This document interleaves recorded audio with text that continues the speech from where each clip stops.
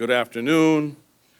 We are here to announce charges against two defendants for the shooting of an off-duty Customs and Border Protection officer right here in Manhattan.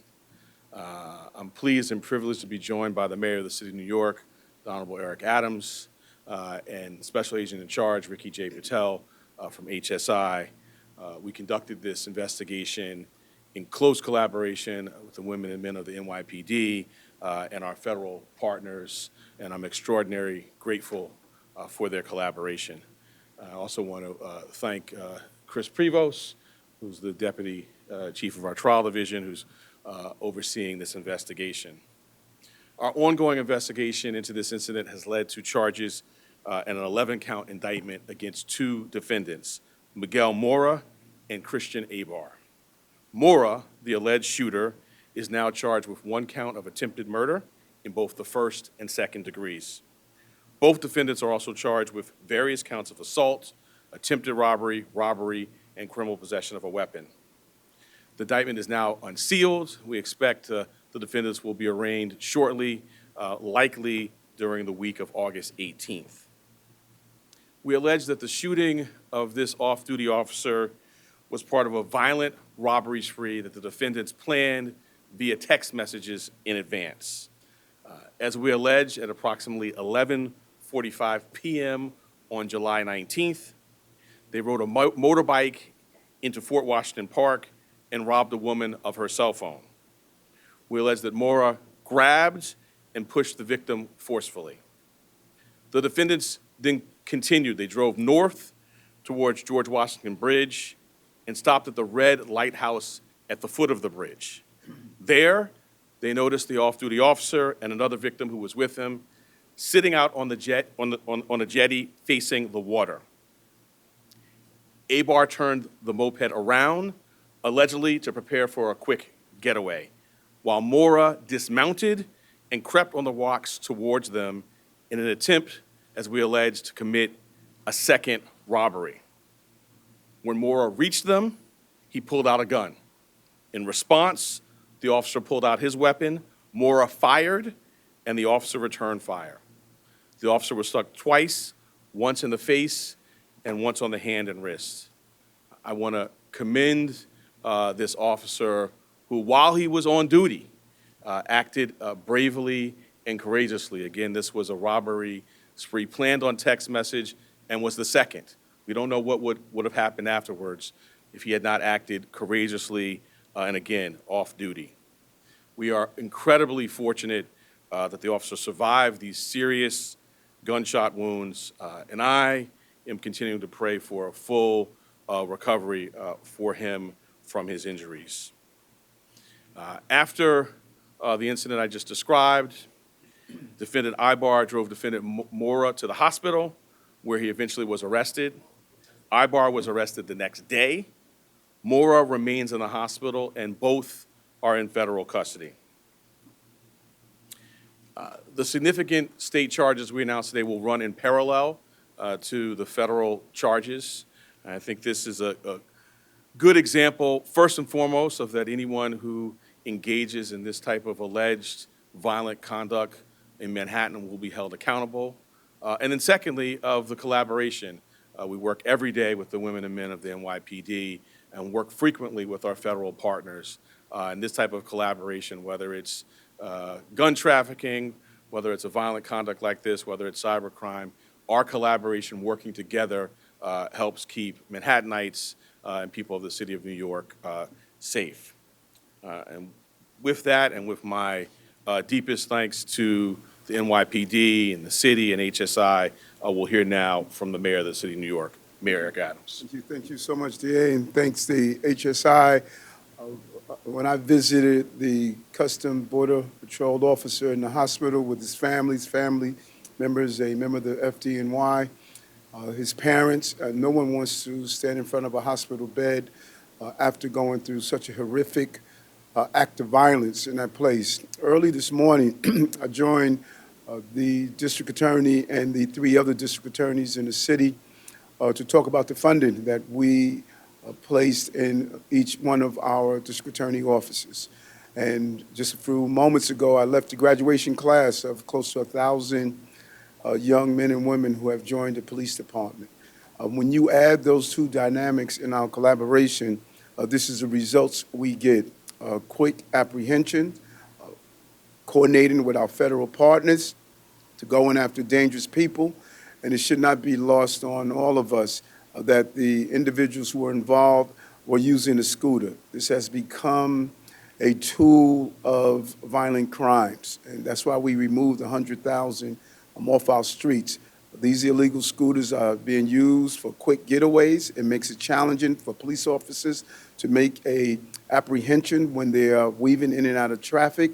But when you have both proactive and reactive responses, this is how we are bringing down crime and removing these guns off the street. And as the DA pointed out, I think it's significant that they committed a robbery, planned to do another robbery, and if our Custom Border Patrol officer and his quick response did not take action, we don't know how many more victims we would have had.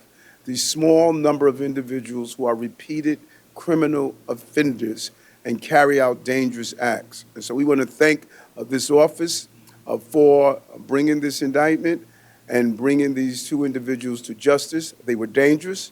They did not care who they were harming on our streets. And it is imperative that this apprehension was made. And again, it's the collaboration that you're seeing with our federal partners, the NYPD in this office, that we are continuously bringing dangerous people to justice. Thank you, District Attorney. I have to take off to another event, but I want to be here for this. Thank you very much. Thank you. Thank you, District Attorney Bragg and Mayor Adams. My name is Ricky Patel. I'm the Special Agent in charge for Homeland Security Investigations here in New York.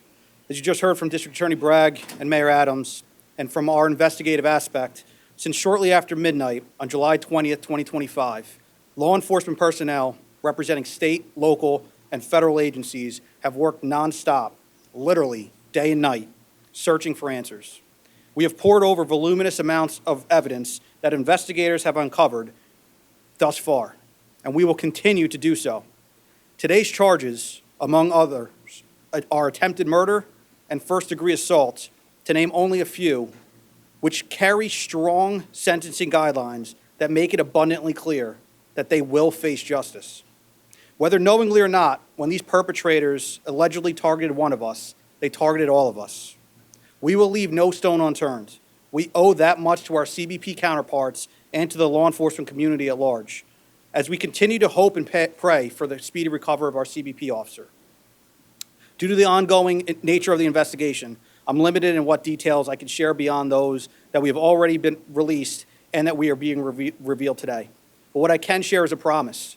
We will not stop until we have captured every individual involved, not only in the attack of this off-duty officer, but those who threaten the safety of our innocent New Yorkers that night, and for those that keep targeting and threatening those individuals in New York.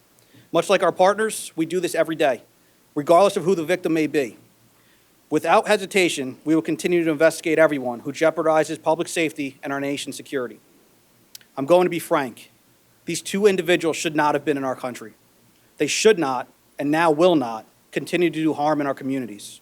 I would like to thank the strong partnerships with the Manhattan District Attorney's Office, the Southern District of New York, the New York City Police Department, and Customs and Border Protection for the collaboration and teamwork in bringing these charges today, coupled with the federal charges that we introduced in the past. Thank you.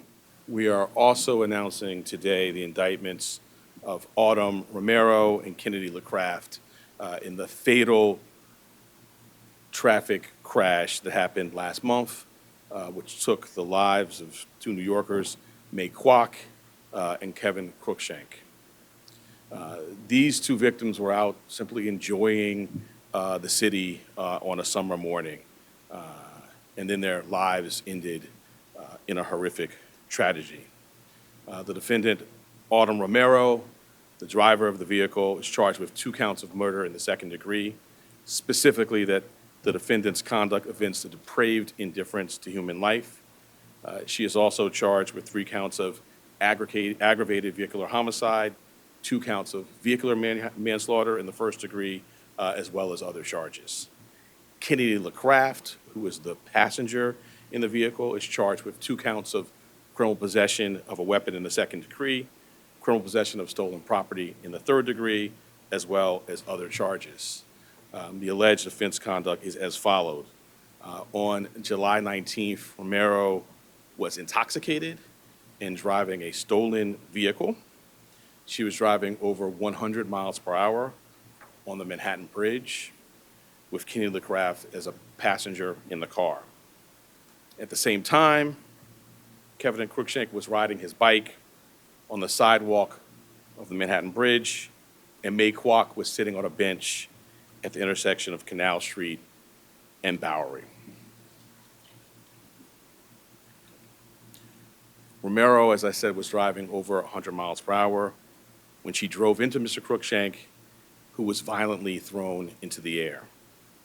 She then drove into Ms. Kwok and then plowed into an NYPD auxiliary van. While the defendants attempted to flee, eyewitnesses alerted to the police to their whereabouts, and they were subsequently apprehended. I don't know how else to put it other than to say this is a deeply disturbing instance of vehicular violence. Safety on our streets is an essential component of our public safety generally, and we will hold at the Manhattan DA's office those accountable who commit harm with their vehicles. Needless to say, but I will say it, people who are enjoying our city, whether it is riding a bike or sitting on a public bench on a nice Saturday morning, should not have to fear a dangerous driver could end their lives. My heart goes out to their loved ones, and we will provide any support they need through our counselors and advocates here. And so I want to we heard Chris Prevost, who was involved and helped with the oversight, and we also have this matter being specifically handled by ADA Maureen Paparo and ADA Shanda Strain. Thank you.